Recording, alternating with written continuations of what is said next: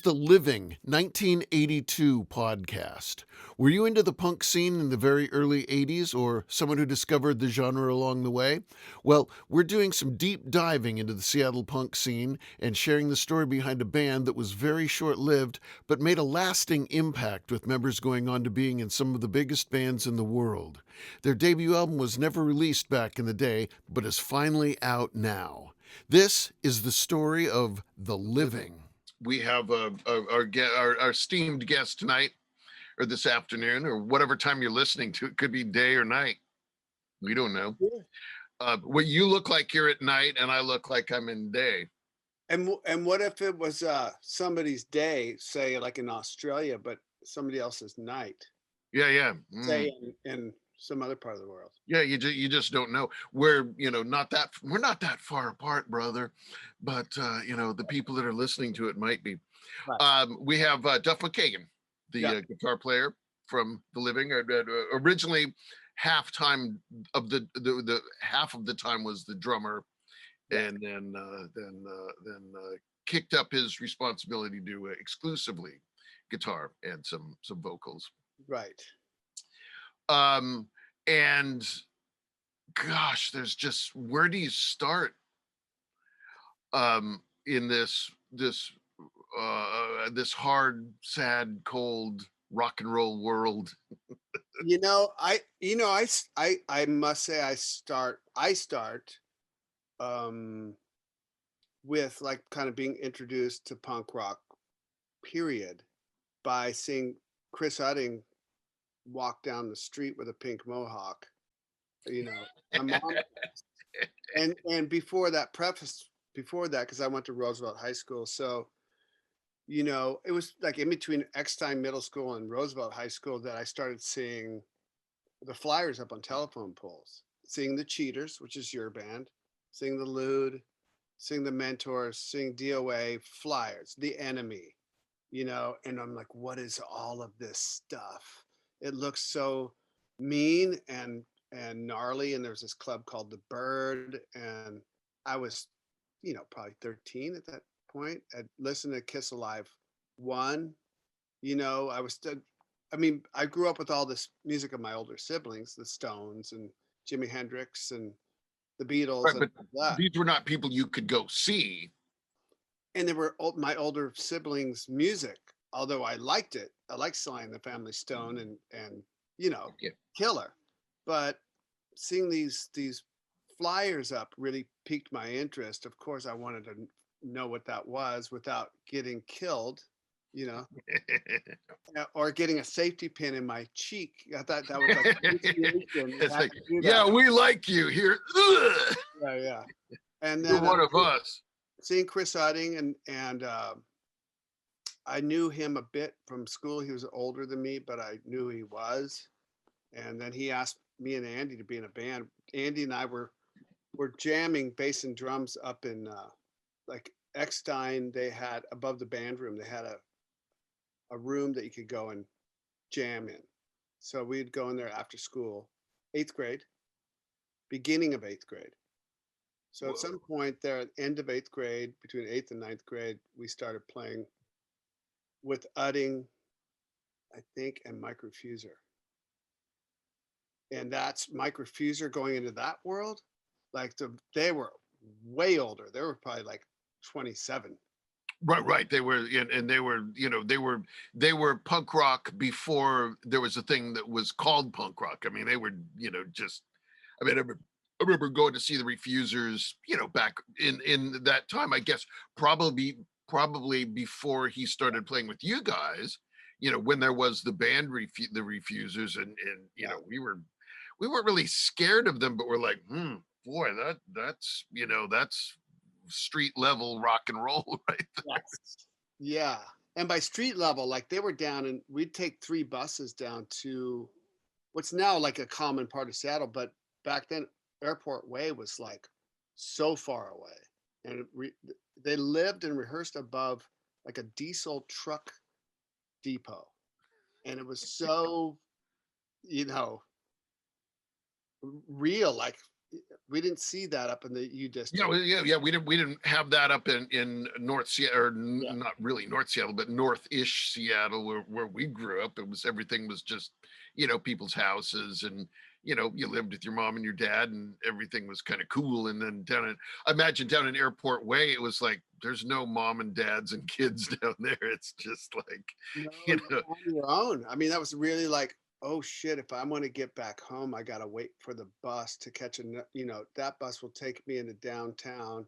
I gotta take another bus to the U district, and by the time I get downtown, I'm fine, pretty much. But I'm all the way down here, and like it wasn't called Soto then. What was it even called? no, it was just, I guess, what was that called? What's it called now? Just Airport Way, on the way to Georgetown, right? Yeah. But it's just, There was no stadiums down there. There was no, you know, uh, Krispy Kreme or they know Krispy Kreme down just the there back in, freeway, just the freeway and Airport Way. 1979. Um, but but more like where do we begin? So that was sort of a beginning. But meeting you, your brother Al, Dipman, and Kim Warnick from Kim really like she would pick me up at my mom's house. She'd have these like cassette tapes of mixtapes. Maybe you made them for her. I don't know. But it had all this killer like 999 and vibrators and of course the pistols and all that stuff. But we were kind of past the pistols. Like, what else is there? What else? What Yeah, else? we want more because they only made one record, which was killer, Yeah. but then the rest of the Rock and Roll Swindle and stuff like that, it's okay, it's fine, but Yeah. Yeah. wasn't that it wasn't the Sex Pistols like you knew. It's like, well, what else? Yeah, what else you got?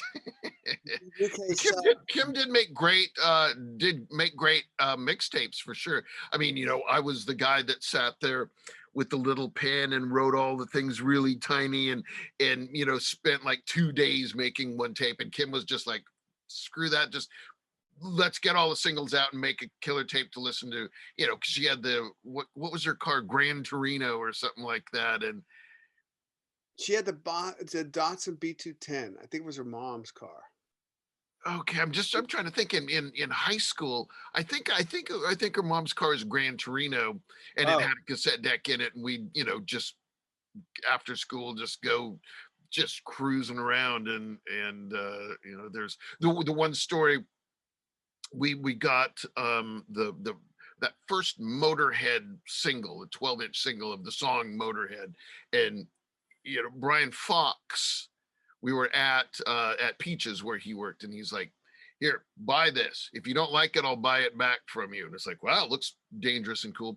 So he made a cassette with just that one song on it over and over and over again. And we listened to it, and Kim's like, let's pick up some Hitchhikers. And she had the radio on some nice station, and then the Hitchhikers would get in the car and she'd put on the Motorhead tape of just that one song over and over again, and blasting it, and just like stepping on the gas out by Nathan Hale out by the high school, and it's like, and it's like, whoa, drive around for like 3 minutes and then stop and then get out. People, but that was the exciting part, like music in going down and playing with Refuser and all that stuff, and then meeting you guys and driving in Kim's car. Like music was so exciting then, and maybe it is that way with 13-year-olders now in some place, 14, but it was so exciting that you could just go driving around without any alcohol or anything. It was just like, this is fucking killer. We're listening to the best shit yeah, that's yeah, let's. Oh, what are we gonna do tonight? I don't know. I guess just go drive around, yeah. listen to music, and drive around. I mean, that's just what you did. But yeah, you wonder if do kids now just go drive around? I would think maybe they don't. And I mean, listen. you have kids. Do they go driving around? Well, I do have kids, and I think they go driving around. I think what happened maybe 10, 12 years ago, from what my experience is, kids wouldn't listen to a whole record. That's something we did, you know, um, and they wouldn't even listen to a whole song. that would just listen to like the first third of a song and then move on to the next song. And it was so like, for me, I was like, I'd go in one of my daughter's rooms to listen to music with them, and I would just get like super anxious because like, can we just hear the rest of that song? They'd look at me like I was crazy. Like, no, we're moving on. Yeah, can we listen to one song? It's 3 minutes 20 seconds. Like you can, and I'd go over to my friend's house in high school, after school, and we listen to records at his parents' house. We both had sets of headphones, and we'd listen to records and sit in the living room and just listen to album sides on headphones. Like because maybe somebody didn't want to be disrupted, or if you listen on headphones, you could crank it up as loud as you wanted, and it wouldn't bother anyone else. In the house. And no, does people walk around with those headphones on now? But Yeah. it's a different thing. But listening to like, so getting turned on to punk rock as it were, and then being turned on to you guys just had this thing for like Slade. Never heard Slade. It's the Sweet, the Stooge, MC5, the Stooges, all this other, like I was getting a history lesson and and listening to the most kick-ass fucking music, Oh, and for then I sure. started to understand what kind of how we got to whatever year, 1979 now. Okay, now Yeah. we're here. I get it. I've listened to the Beatles and Hendrix and Sly and Family Stone with my older siblings. Now I'm with my people. I'm listening to this that nobody else knows anything about except for maybe us in the car, which is killer too. Um, and then starting to play, playing with Refuser, and then what turned into the Veins, the three of us, Udding and me and Andy, was, starting to play shows and putting out a single. You had the No Threes label. I thought I was so big time. Like Kurt's got his own label, man, and it was big time because I had a No Threes single before I met you. So that looking at, because you would look at the whole single, right, while you're listening to it and read Oh, it. yeah, for sure. And And so and we always like things that were kind of mysterious and cool and scary, so you'd always want to put that sort of thing on your own single, just some things that throw people off a little bit and make people think you know it's cool.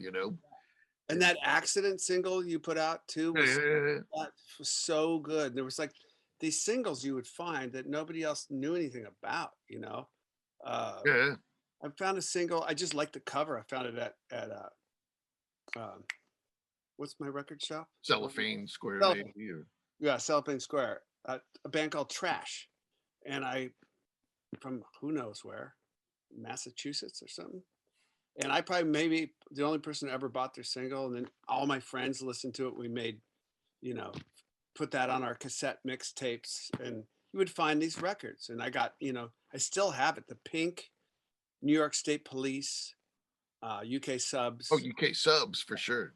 the Yeah. Pink one. Yeah. But just cool singles, and then the Germs record, like American punk, besides the Ramones, started to hit. The Southern California thing. D.O.A. was, they were like my Kiss. Right, Really. right, and they were, totally. They were. As we talked to the other people in these things, it's like, they were sort of them and Black Flag were they were the West Coast. Yeah. You know, they they broke down the doors. They just like, hey, we're not taking no for an answer. We're going for this. We're Yeah. gonna. But DOA, I mean, seeing that rhythm section, if you were lucky enough to be able to see Biscuits and Yeah, Rampage, yeah. It was. there was nothing there. I don't think ever it's going to be anything like that rhythm section. Yeah. And when Dave Gregg came in, it was like, oh my fucking Yeah, God. yeah. And we were always worried, like when cool bands, that there was just three-piece, just single guitar bands, because everybody, it was such a thing. You had to have more guitar players, and like in the mid 70s, and everybody played their groovy music and stuff like that. We always like bands that had one guitar player because it was always louder. If you have one guitar, the Who or Black Sabbath or whatever, you have one guitar player, it's always, and it's like, DOA's having a second guitar player. Help. Then it's like, no, there's nothing to worry about there. They were just absolutely killer with with two guitar players, and one of the bands that did that just fine. And when Des Cadena went to guitar in Black Flag and Henry came in, that was like suddenly like, oh shit. Yeah, because when we saw Black Flag at Hardcore 81, right? Yep. Did we go With together? We probably went together, right? what's that?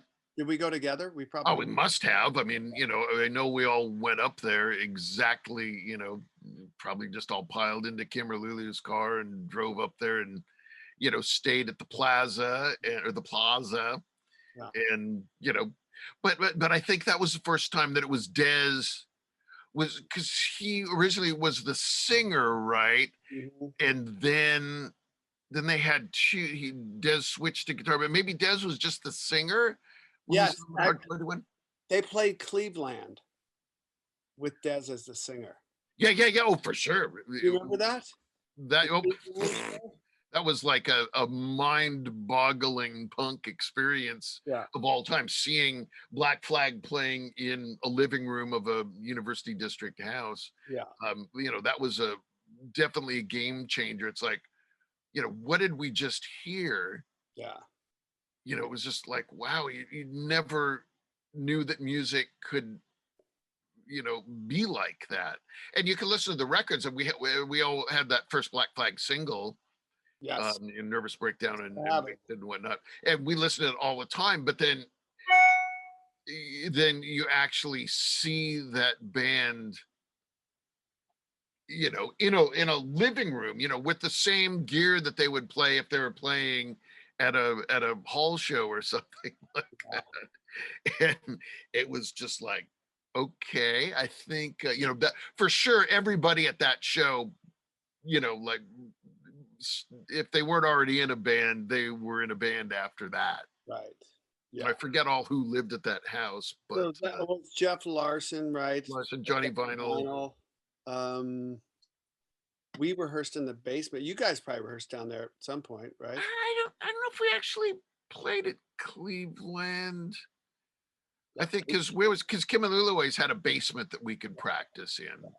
Like I think that was always the idea of a rental house, is that there was a place to a place to jam in the basement. Right.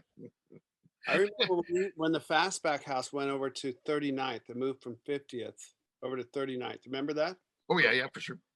Up just a few blocks from your mom's house. Yeah, a couple blocks. But I remember I was listening to that Upstarts single like over and over. I ain't ever had nothing. That 7-inch.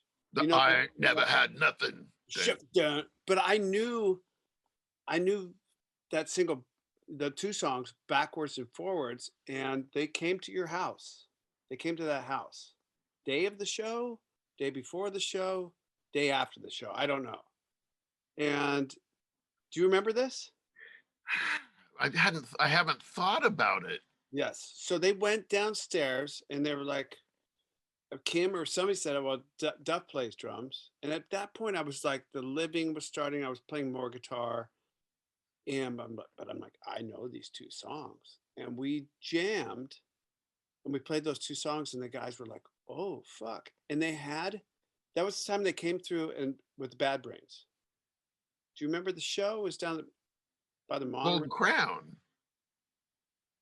Right. Did they play with the Bad Brains? Yes. Because I remember seeing both the Bad Brains and the Upstarts at. They were together. Golden Crown. But they were both on the same show, huh? Both on the same show, down by the monorail. I don't. Yeah, Golden Crown. It was on like over above like a piano store, maybe on 4th Avenue. Yeah. Monorail for sure. I mean, I just remember, just going to see him, and the Upstarts started out, and it was like, whoa, who's that drummer? Because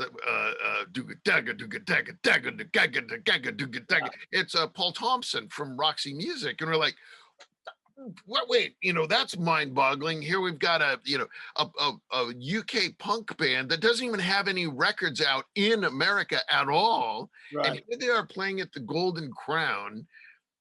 And they have, because we loved Roxy Music, and they have the old drummer from Roxy Music. It's like, and you going up, and of course it was just a small bar. So after the show, you go up and ask him, it's like, what, how do you, it's like, oh, I don't know, just needed a drummer. I thought it would be okay to do. It's like, how, no, but like this, the combination of people was just crazy. And that was the Bad Brains show that, they played like 10 minutes of punk tunes and then maybe 20 minutes of reggae music and then left. Like, oh, we're done. But you remember the upstarts were getting into reggae at Right, that. right, because they had what was the one sort of dub-ish song that they had? That was pretty killer. Yeah, but my story is this: I played with them in your basement, and I fucking nailed the songs on whatever drum kit that was down there. Remember that snare head? It had like a nylon weird snare head on it. Oh yeah, the woven. The woven thing. Yeah, I played that drum. It was Klukie's drum kit or something, right? yeah, yeah. That pearl drum kit, I Yeah. think, was way. And like a couple nights later, they played San Francisco, and I think one of our, one of the guys that's in our group of punk rock friends from Seattle, called me and he said they want you to play drums because Paul Thompson's gonna bail. And I was like, this kid from Seattle, like he knows the songs, fuck it. And I was like 17 at that point. Like I was old enough at that point. I been in enough bands that I was almost a veteran, but not quite. And I was like, I don't know. Like I'd have to get a passport and move to England. It's too much. And I don't know if this is their same story, if they even remember this. I was probably just some kid that played with them. They're like, oh fuck, he'll work. He can do the rest of the tour. Wow, I didn't know this. I'd Yeah. never heard this story. And it was for me, it was a big like changing moment of my, oh Well, fuck, did I just fuck up? Did I pass it? Did I pass up the big opportunity in my life? To move to England and play with the upstarts and see whatever else goes from Right, there. right, and maybe they just wanted somebody to just do the rest of the tour, and they would have cut you loose. But of course, what goes through your mind? It's like, well, I you know, could be in this band that I love. My And career will take off. I'm 17. Of course, I'm going to think that. But not to take away our conversation. I don't mean to dominate it, but my point is all of this stuff was so exciting. Like just going to Vancouver and playing gigs and seeing bands and seeing like international bands in Vancouver, seeing the Professionals, seeing the Clash in '79 at the Paramount, like these. For me, they were life-changing shows, and really figuring out how to play shows myself, like be a drummer or be a bass player, be a guitar player, whatever it was, and like work with other people in a band, do all those things, was such an exciting time. And we were just really fortunate, I think, to have punk rock or whatever we wanted to call it. It was punk rock to us. But we got to be able to get into something kind of early on for Seattle, you know. oh, for sure. And I you guys mean, before me, you guys were like old veterans to me, and you guys were probably like 17 when I met you, and I was 14. yeah, yeah, yeah. We had a couple years on you, Yeah. on you and Andy, and but certainly no less life changing were those shows. Just like for the first time seeing, because we had all like gone to concerts, Yeah. 15 years old or whatever, you go to concerts at the Coliseum or the big arenas or whatever, Went to you Led know, Zeppelin at the Kingdom, yeah, yeah, exactly. And it's like, well, I remember even not even really liking Led Zeppelin at the Kingdom that much. I liked some of it, but then there was, like some of it was just went on too long, piano solo and stuff like that. And it's loud and it's bright and it was really cool. It was really exciting. But then the first times you actually hear bands that the amps are right there, right in front of your face, and they're playing the songs that you have on records. And it's the same people, except it's 100 times as intense yeah. as it was when when you hear it on records and stuff like that. And it's just like that's the time it's like, well, okay, clearly this is what I want to do. Right. This is what I'm gonna do. And Yeah, not want. This is what I'm gonna do. yeah. Yeah. Yeah, exactly. This is it. This is for me. And seeing those bands in their prime, when they were absolutely at their best, Yeah. you know Yeah. it's Yeah. just, People. I mean, I remember with D.O.A. They were as big as Led Zeppelin or anybody else to me. What did I know the difference? And seeing them the first time and second time, and I don't know which time it was. It was maybe the second time I saw them, and they came to. There was a party at the Madhouse afterwards, and they were fucking there. And Joey Shit had like talked to me, and I was just this little kid.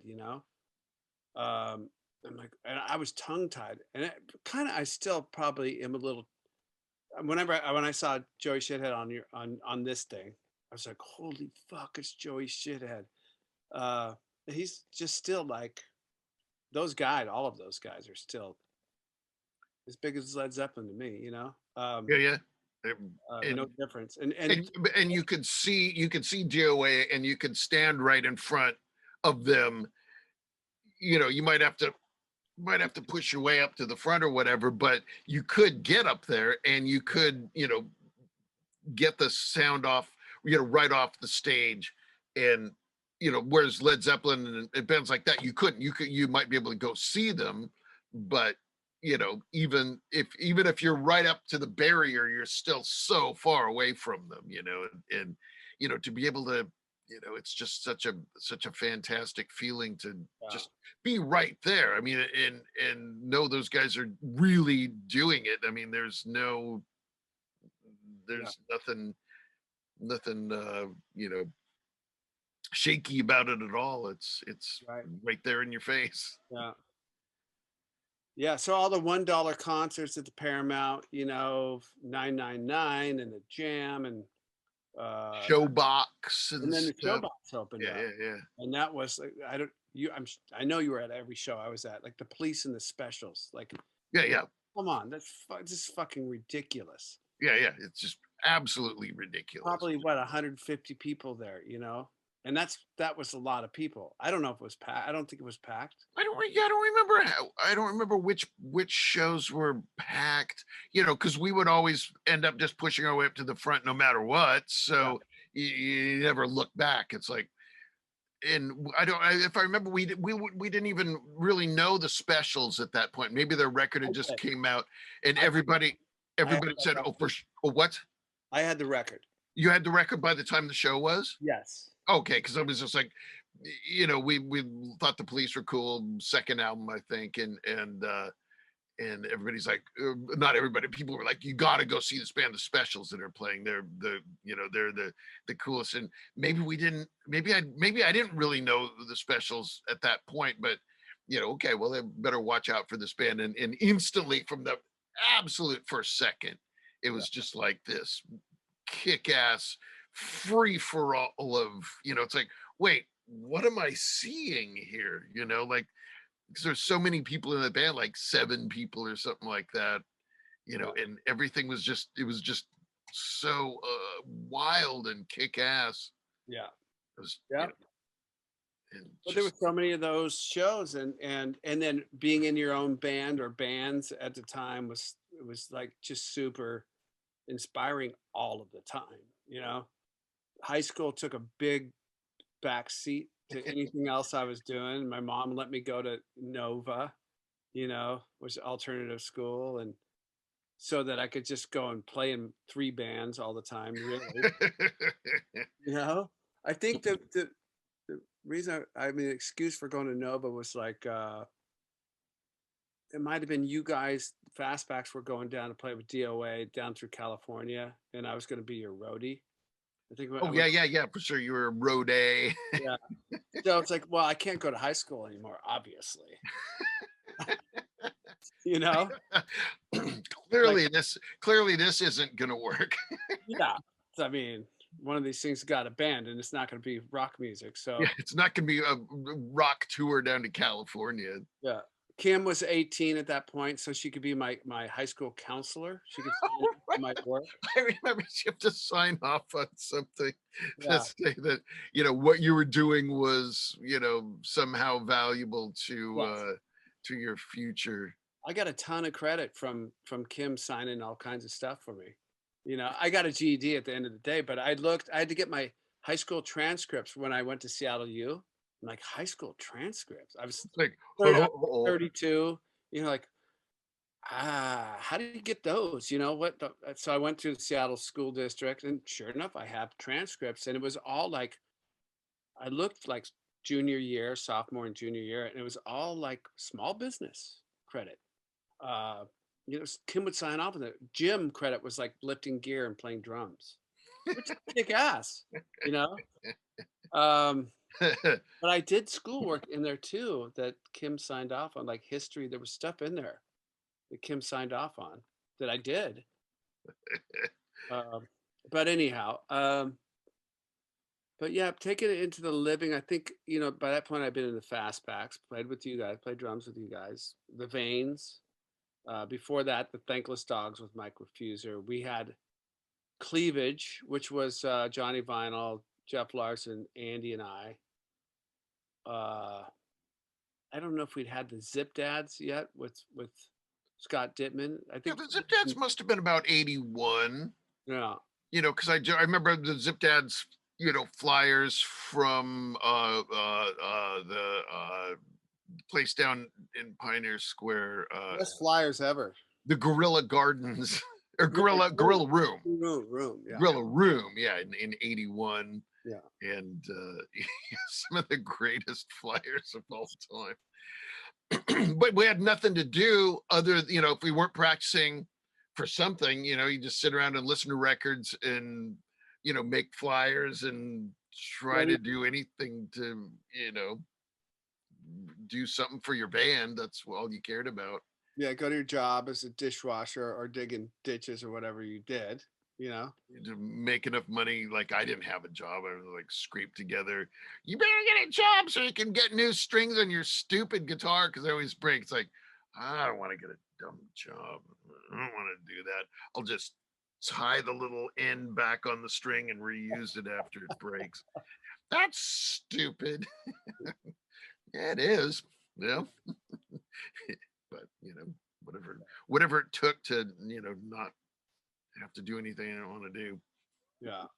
But I think the Living was like the first band that I really kind of got. Not that I wasn't serious in the fastbacks or the Veins or any of that stuff, but I would think I was old enough to like put a few things together, like writing a song with lyrics and like trying to go a direction. Like I hardcore had kind of come in, like some of the dopier hardcore had come in, and Oh yeah, absolutely. By like the Living. Where was the first Living show? Must have been late-ish 81.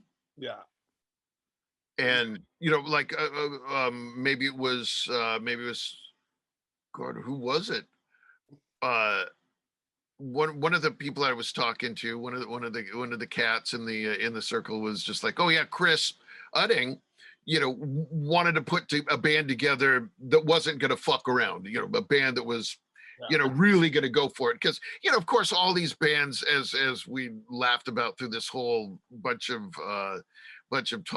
talking and stuff, like a band would get together, you'd have your 3 or 4 people and you'd practice a bunch and go to a few shows, and then something would always happen, and yeah, you never got to the spot where any of the bands were actually very good. Whether it was the Zip Dads or you'd play a few shows, and whatever would happen, it's even hard for me now to imagine what happened. What happened with the Zip Dads, what happened with the Missing Link, what happened with Cleavage, what happened with these bands, because the same people, then you'd swap out 2 people for 2 of the other people from this other band and get together and play for 3 or 4 months, do a few shows, and then it would all fall apart again. And then, what kept happening other than there was nothing really to do. You could play at the Gorilla Room, you could play maybe at an art gallery. There was nowhere to go up in I don't Seattle know, music. yeah, by late '81, like the union halls and crap that we were renting out, Oh, like for sure. I mean, I have the they were just calendar, on the computer that's on the other side of this thing, and the Polish Hall, the Acadian Hall, the some of these places that there was nowhere, like nowhere, no one liked our kind of music. right, There was no real Seattle scene at that time, right. and I imagine that's why the bands only lasted for as short as they did, because you just felt like you're banging your head against the wall. Meanwhile, all these killer bands from other parts of the country and around the world would play at the Showbox or the even the Golden Crown, or some of the other places that we'd go. Yeah. And so you see what's actually going on around the world. It's like, well, we're practicing our butts off trying to be killer. We're working hard and still just not getting anywhere, and then somebody would quit. But so when the living started, it was sort of started as I remember with the premise of trying to make a real band that could, that was gonna try to get everything right. Yeah, I was playing in the farts at the time. I was playing drums, so I was doing like a drywall job. So I would take a bus, like I think the drywall job, it was a long one. It was deep down in Ballard, like North Beach. I'd have to take a bus out of there down to downtown and take a bus to West Seattle to where Blaine's mom lived. It was just a journey. Like these days, you'd be like, "Oh fuck that! I ain't doing all that just to go to Taking practice." two But hours of buses to get we would somewhere. do all that shit, because practice was super important. And but I was playing drums in the farts, and after Loud had left, and it was really fulfilling and challenging and all that stuff. But I wanted, like, I don't know, hardcore for me was, I was getting really goofy and really like the kids from the suburbs were shaving their heads and doing Nazi shit, whatever the fuck was going on, and it Right, just right. Just being dickheads and starting fights. That was what was cool. Remember those shaved head dudes with swastikas painted on their heads, and it's fight. It's like, oh, stop. yeah. You were the guys like going around in gangs like beating us up, the punkers for, Yeah, yeah, yeah. A year ago, you were calling us all kinds of names, and now you're the guys that are just stop. Clearly it's this not for you. right. But that's seriously, that's what hardcore ended up being pretty quick. Yeah, it did. And you could see it lightning quick and happening. And the living was really once, I mean, there was a first kind of edition of the living with Udding and me switching back and forth.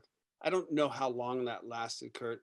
My memory's a little funny because I was always in a few bands at a time, but Oh, I yeah. do remember when we, for me, for not that there's anything not serious about Udding, but for me, like getting serious, like, okay, I'm going to be the guitar player of this band and we're going to find a drummer, and finding Greg Gilmore, that was like next level when he came up and we jammed.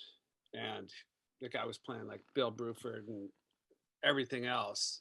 And, Todd Fleischman had become a really kind of solid bass player. He just knew our songs, but he could play those songs so well. He was Right, so, right. And he just practiced constantly. He was like, yeah, he was so solid, and John, like it was a real singer. We had like okay, we got like a singer, like he could sing notes and sing songs in key. You know, it's uncharted territory. A yeah, singer sang like notes. notes, yeah, like the same every time, or you know what I mean. Um, and that was, I think for me, I was really like, I want to be like the Clash, I want to be like D.O.A, but I want to be fresh and new, whatever that was in late 1981.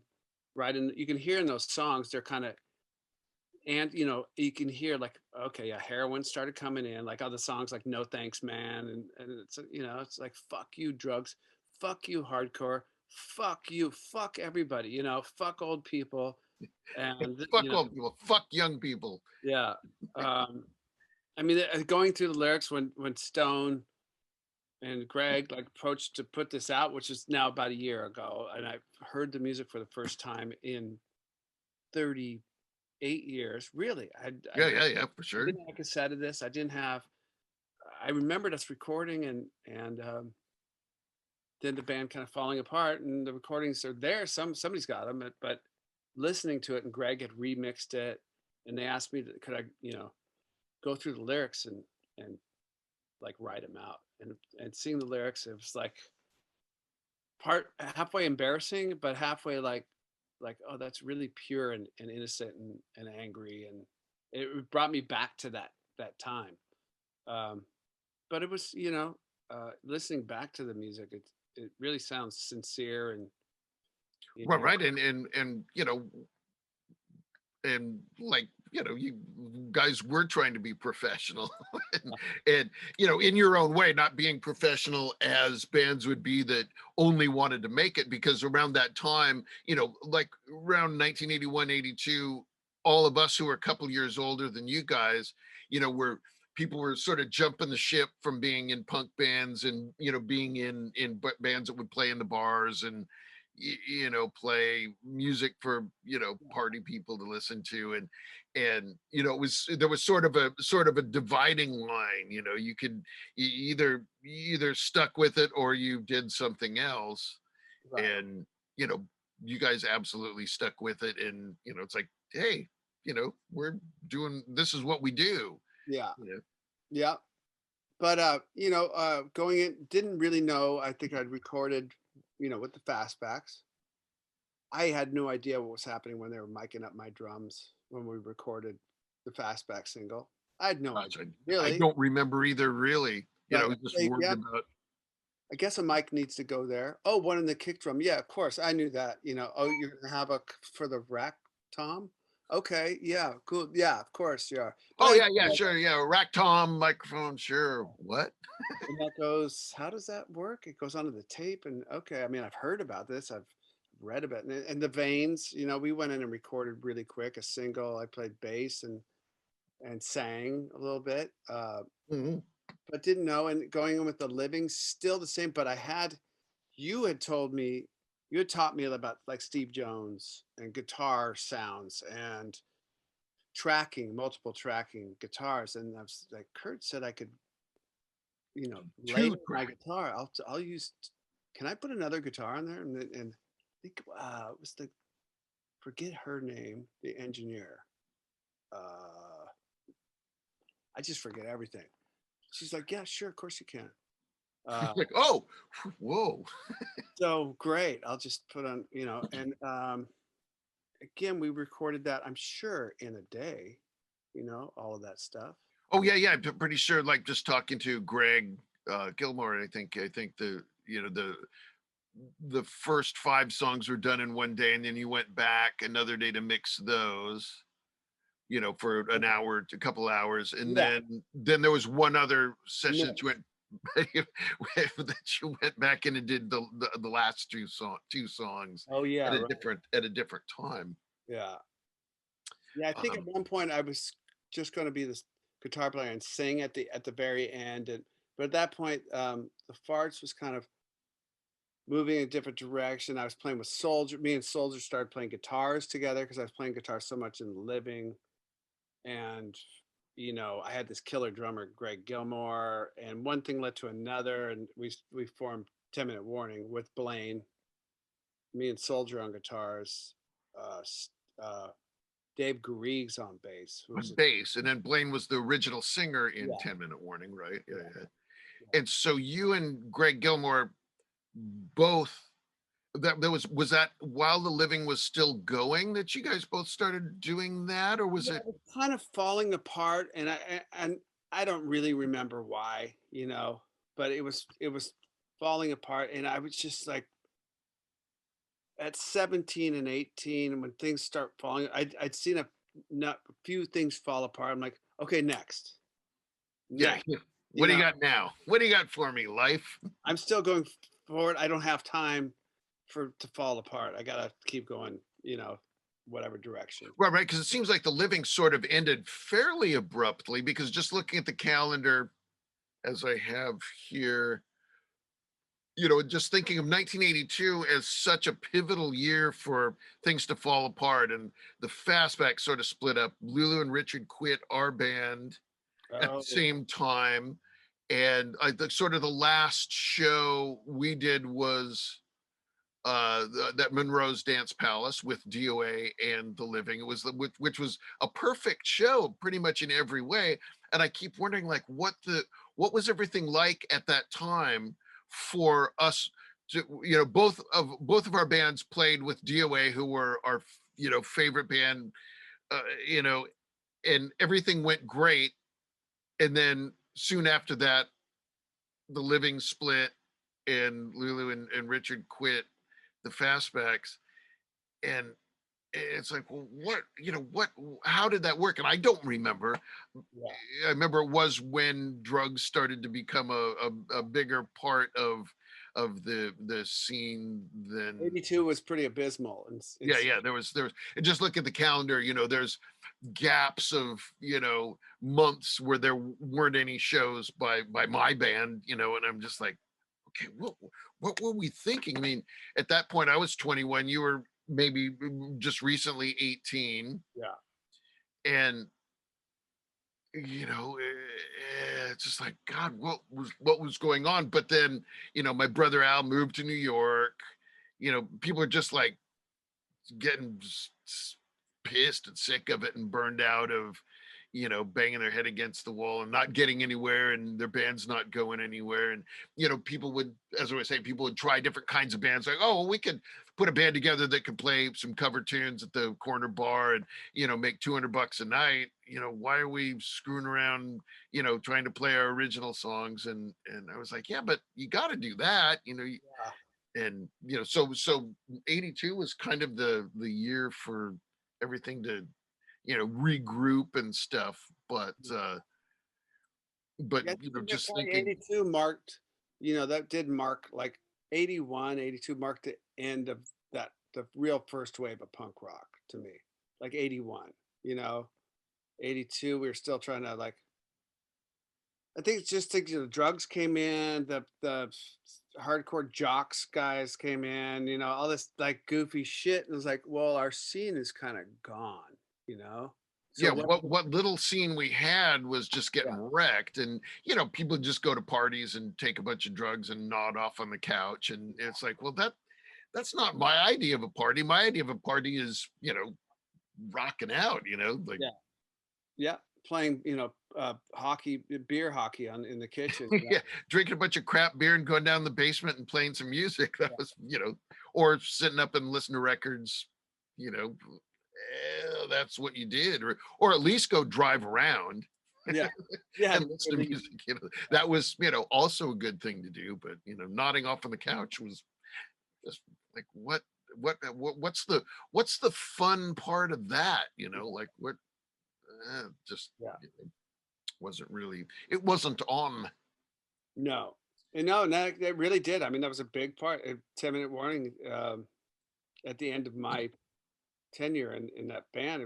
That's what really that drove me out. It seemed to me like when I decided to go to LA to move out, it was because of so much heroin. There was like maybe you, Andy, like a couple people I knew that weren't doing heroin, and that was it. Like everybody else was pretty much, you know, everybody I played in bands with, I won't name names, but You could name the people that weren't, probably Todd, not Todd, Gilmore. not Gilmore, I mean, you but could, Gilmore. When I decided to move to LA, he's like, "I'm gonna come," you know. yeah, So, yeah. I want um, to get out of here too. yeah, Everybody, like you just look at these bands, and it's just so unfortunate that that got to be a thing. yeah, Yeah, I remember when in Seattle, I'm like, no, not here. But yeah, yeah, there it was big Yeah, time. and it's just since we started doing this, and I started thinking about it too, and like, man, what a bummer. Yeah, you remember that, right? You Yeah, remember yeah, oh, for everybody? sure. And just remember, like, just being sad and like, the fuck are you guys doing? Like, Yeah, yeah, it just didn't seem. It seems like, I mean, of course, you read about all your, Johnny Thunders, and people thought that that was really cool and stuff. But it's in some ways it's just an anti rock and roll sort of thing. I mean, it's we didn't even like smoking pot because it was such a hippie laid back thing to do. I mean, not like we're all pumped up and only could listen to aggro music or anything yeah, like that, but just you wanted to do things that were exciting. yeah. It's amazing that we didn't get all like cheap speeded out or anything back then, because I mean that would have been more what would have happened to us, but I did some no. of that then. I think there were probably caffeine pills, but I remember, yeah, getting a bunch of. But I just remember, like the band I was you know, in '82, like heroin came into that band, like laid waste to the band. Like, oh, we're not rehearsing anymore, and shit, we're not taking this tour because not sure where you can get drugs in this next place. That sucks. Yeah, And then I moved into a house with a guy, had a basement, perfect like rock house. Let's perfect. And oh no, not you, not the guy I moved in the house with, girlfriend, everything. Like you too? Like, okay. Well, I don't have a, you know, best friend now. I don't have a girlfriend. Don't have like all these people I played with. What's next? That's really why I took off. There was like you. I mean, I could name the people who just were in my same shoes.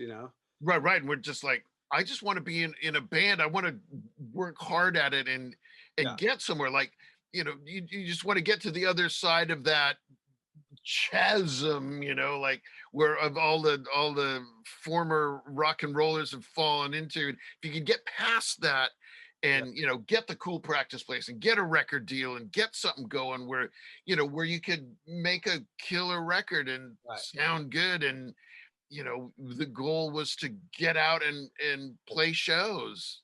We weren't going to go and play in some stupid cover band that played, for college kids.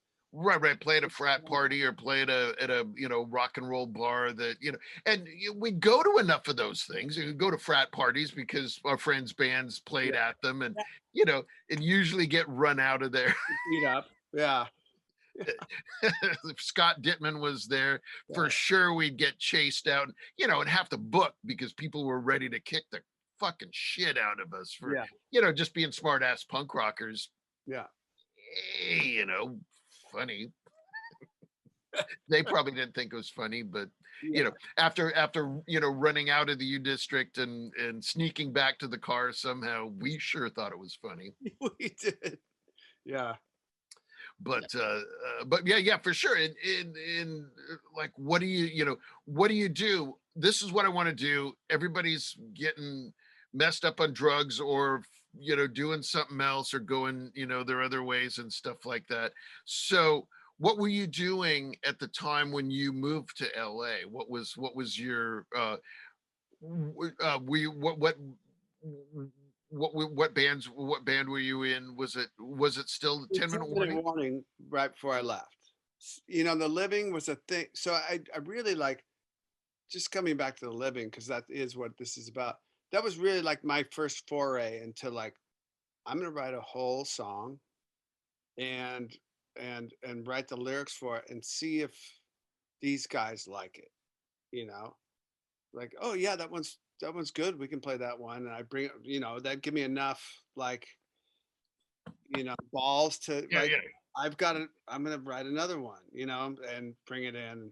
Oh yeah, we can do that one, and and it's really like having the right guys in my case around me that were into that, into those playing those songs, and it gave me a enough that lasted me a while, all the way into guns like writing songs is not this foreign, weird thing. And I'm not going to be afraid to bring a part in, or hey, I've got a part, or I've got a, a riff with a lyric to it or whatever. Right, right. And so, you could either finish the song, or if you only had a part, then, Right. just play it with your people and somebody come up with something else, and, things would work. They just work. Yeah. But there was, I think when I moved to LA, that was big leagues. And I would go and jam in rooms with people, and you could tell the ones who weren't sure about them, they, oh, I don't want to play this riff for somebody because they might laugh at me, and then there was the people that everybody that ended up in Guns N' Roses, nobody was afraid to, here's a riff, here's a thing. And there was the people that weren't afraid to bring their riffs or songs in, and there was the people that were. And in my experience, the people that weren't afraid to do that just kept going, Yeah, I'm gonna make this work. Yeah, yeah, yeah, And it did. yeah, yeah. But I mean, but I guess from the start to now, I mean, the punk rock thing, that of course was my formative years in rock music. And everybody's going to say whatever their formative years were the best years. If you're a 30-year-old right now, your formative years were in 2008 and 2007 or whatever the fuck it was, right? And they're Yeah, going to say it was the best time ever, and great. And for them it was, but I believe that our time was the fucking best time ever. it was. I mean, to go back to, and to be in like 1969 or something would be pretty cool too. But short of that, Yeah. I think, seeing bands in 1978, 79,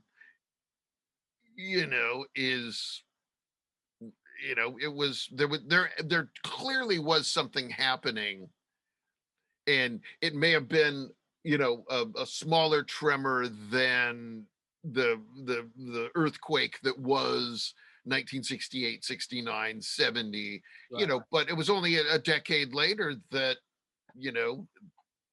that it sort of happened again. Yeah. And it needed to happen again. I mean, like all the, mid 70s, all that earthquake that was 68, 69, and 70. Had died down, and the Eagles and Frampton ruled the airwaves, and it just wasn't going to work for a bunch of teenagers. No, no. That wasn't what we had in mind. Oh, I want to play music, but this is not really the music I had in mind.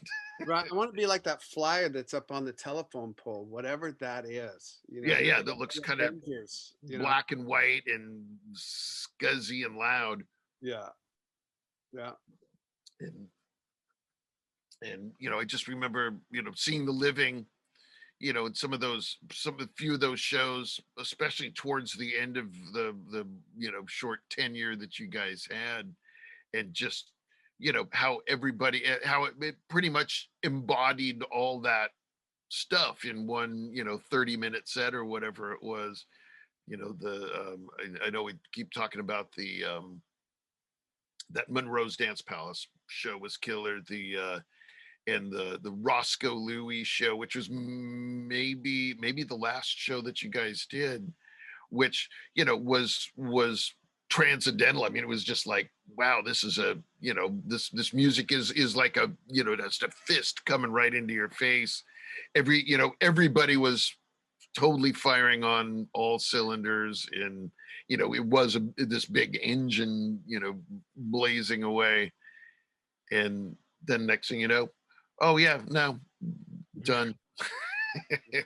I know. Yeah. Yeah. I don't even know how the veins broke up, to be honest with you. Like most of my bands, I like thinking back, why was I in the fastbacks then out of the fastbacks? I totally kind of forget, just like cleavage. How did that start? How did that end? How did I even get into the farts? I don't remember. Just things happened so Right, fast. right. And I can remember how you joined the Fastbacks, because I was the drummer Yeah. when we were at that house on 50th, Yeah. and we just hang out, sitting around, doing whatever, get done with your job and go over there and see if there's anybody to play music with. Really, it's like, oh, what is it? And we were going to practice, and you said, hey, well, maybe let me play some drums for a little bit. I'd love to have a bash at the drums. And I remember you saying, it's like, and you're a better guitar player than you're a drummer anyway, so it might be kind of fun. And I was like, I hadn't thought of that.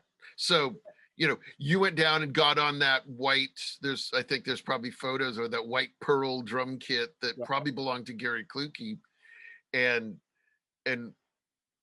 played drums on a few songs, and we never went back. I mean, your idea was just to go play some drums because there was nothing else to do. And so instantly you were in, and that was the band from then on. Right. We could have possibly been putting together Rain singles upstairs. Who knows? Yeah, like with a glue sticks and like a little ruler or something to fold them together. Yeah. Whatever there was to do, you just go do it, and just things just sort of moped around on their own schedule. Yeah, everybody. Well, I just remember that there was a little period there where everybody was like, we have to get Kurt back on guitar. He's too good of a guitar. Because Fastbacks was red and black at the beginning, right? Right. What was we had a few different names, and then I think by the time we did that first show, I think we had decided that we were going to be the Fastbacks at that point. Okay. But up until that day, we were probably, we didn't. It was the Kurt and Lulu band on one of those flyers, and the red and the red, white, and black, or something like that. I can't remember. Just trying to figure out anything. Just trying to whatever we could do. And we played throughout 1980, and I think it was probably late 80 that you joined. I probably have on the calendar. Stuff? Say again? Catalog? Do you have it all cataloged? Well, I do have a list of all the shows we did. Wow. So let's see. Duff's last show was July 24th at the Gorilla Room. Duff's first show was December 5th, 1980 at the Gorilla Room with The Enemy. Oh, nice. So, there you go. That was like 7 or 8 months of We did a lot of show. I think I remember doing a lot, going out to Vancouver. Yeah. Oh yeah, we went up to Vancouver. I got busted at the Gorilla Room. You know that, right? For doing what? For being in there. Really? Yeah. This couple was there, and I was like, they don't seem like they should be here. I don't know if it was like after a Fastback show or whatever. This couple, they were like dressed in regular clothes. Like, okay, well, maybe they just stayed at a hotel across the street and wandered in, and they were cops. And they came up to me and they said, can we see your ID? Because that was a 21 and over, the Gorilla Room. Right. It was a bar, but nobody ever checked any ID. No. You didn't have to have ID. You didn't have to have ID to buy drinks, or, they probably only had beer there. I don't remember what they had, but. Yeah, so I was 16 or, and they said, can we see your ID? I don't think I even had ID, and they arrested me, and I had to go to like a fucking juvenile court and go it was at the Alcohol and Tobacco and Firearms down. It was so fucked. Like the party stopped for me. Like, wait, I won't be able to go back to the Gorilla Room? Probably not. What's that mean for me and my future? And I had to do 400 hours of community service. Ugh. And I think the owner of that place got busted. And they wanted me to go to court against him. And I'm like, no, I'll just do the community service. Don't be a snitch. Yeah, don't be a snitch. Wow, no, if I knew that, I had forgotten about that. You know, because the Gorilla Room was just, I mean, nobody even ever thought of checking anyone's ID. You know, And maybe everybody clearly, scattered. Maybe everybody else scattered out the back or something, or out the front. or maybe they just asked for your ID. They just single one person out. If they get one person, then they can probably fine the owner $500. You know, I think there's like three different people you can fine $500 for Right. something or other, and the owner and the manager and the person or whatever. It's like, geez. Yeah. And Yeah. so you probably couldn't go back to the Gorilla Room. I wonder what day, what show that was. Yeah. Yeah. No, they called it was like, you know, by the time they got me in, took me down and did the whole thing, they called my mom. It was like, my mom worked. It's like 2 a.m. And they brought me back to my mom's house.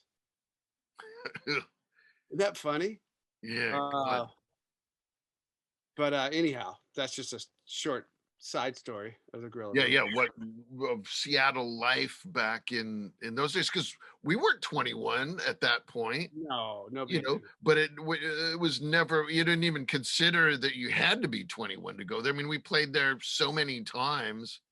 Yeah. Weird. Nobody even. 21 to drink. I can order this beer from the bar just fine not being 21.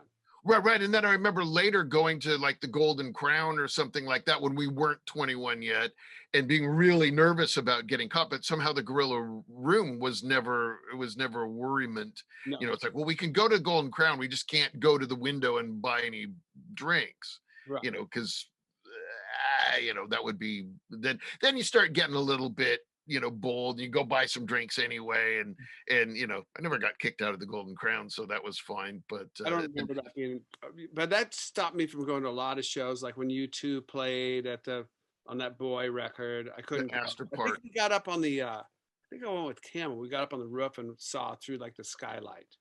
Saw some U2. You know, you try to sneak into all those shows if you could. Oh yeah, yeah. Because if you sneak in, then you're home You're, free. then you're Well, damned. unless you get yes, unless you get eyeballed, and it's like, oh, there's that kid. I know he's not. I know he's only 17. But it's a rock show, man. Yeah, it's like, well, actually, you can't keep me out of here. I'm gonna keep trying to get in. So I'm gonna write a song about you, motherfucker. yeah, one day I'm gonna write a song about you and put you in your place. Yeah, you think about the poor people that are just trying to run a club. It's like, why do all these like Yeah. 17-year-old kids keep sneaking in here?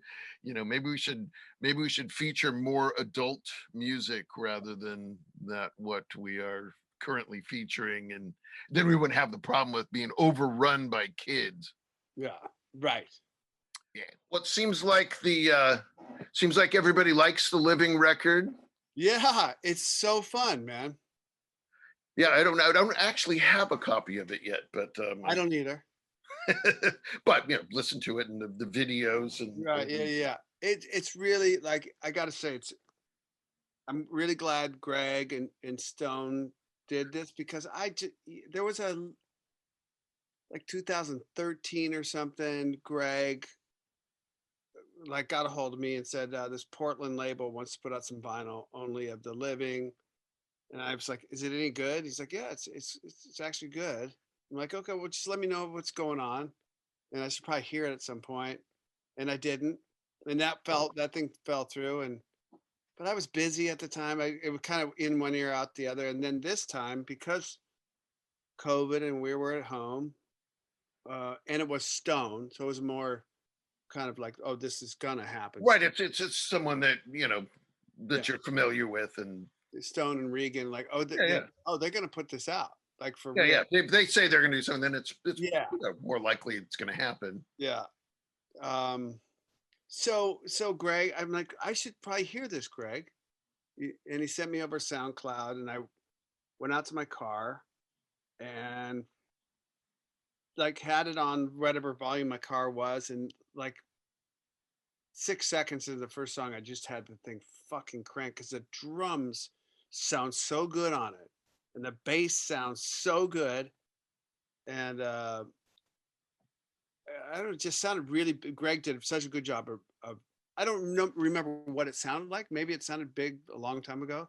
but it Oh, just sounded. I remember when you guys did that recording session, and just thinking it was the absolute killer thing. I mean, I'm talking to John Conti about it, Yeah, and just like everybody had either the cassette that you guys made or a copy of it, and like as the years went on, people keep copying it and stuff like that, because there was only a handful of original cassette copies, but that's all anybody had. And everybody fucking loved it. I mean, it was just like, wow, this is killer. And the band yeah, really last too long after that. So of course everybody's like, well, God, that those shows are so fun and killer. And then it just sort of stopped. But somewhere I have I might have not have the copy with the printed cover and stuff. It must have been just like a copy of a copy or something. yeah, But just thinking it, the guitar sounded so cool on the original one. It was like just cranked up. And and uh and then Greg's remix is a little bit it's a better balance. You can actually hear the vocals better, and the drums are you know and even talking to him about, that was his first time in a recording studio. Greg's. Greg Gilmore, yeah. He'd Okay. never even been in a recording situation before, and I was like, how did you keep your cool during all that, and still, not be nervous, and not play too slow, and not, like be too careful, and because he was totally, the drums on those songs are totally going for it. Yeah. And you know I don't know if at least I know you had been in a recording situation a few times before. I mean, the veins and the fastbacks, you Yeah. recorded a few things, and maybe the Silly Killers had recorded at that point, 45 maybe. Yeah, but I just sang. I Right, just. right. I mean, you were, you'd been to some recording sessions and stuff. Yeah. Yeah. Yeah. Yeah. Yeah. Yeah. And of course, us being guitar players and stuff, we think, oh, what we do is the greatest part of everything. But really, as we know now, being the drummer is, the hardest part of that whole equation is getting the drums to be killer. Right. And for this little, smarty pants Greg Gilmore to go in there I know.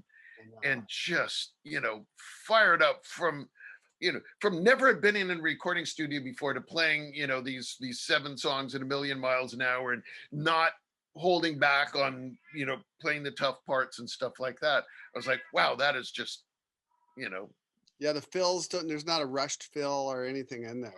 or not holding back and being nervous about things. Like, well, I don't know, I just wasn't nervous, I just did We it. rehearsed a bunch. We did rehearse a bunch, and Greg was just that good.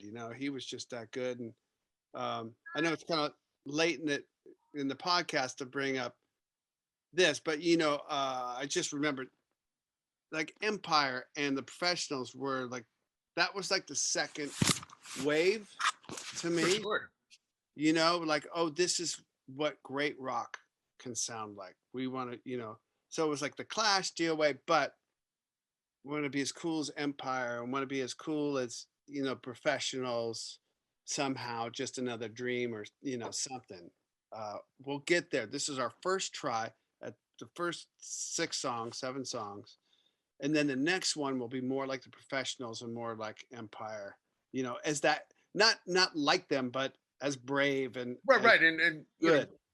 totally, just like that essence of music where people are actually going for it, and it's getting recorded that way. Yeah, It's not a bunch of people that are too timid to yeah, pound the shit out of the instruments, or like, because we'd get records, and then you go see the band, or you go see the band, they be smashing and killer, and you get the records, and they like kind of crappy and wimpy sounding. It's like, no, no, no, no, no, no, no, no, we want to make records that sound unhinged and wild, like the Germs album or something like that, or Empire record. It was not quite as, a little slightly different kind of music, but right. also just like, you could tell that they're just like really playing music together, and sounding killer. And that's what we it's so much what we wanted. It's just like a shot at doing that. Yeah, that's right.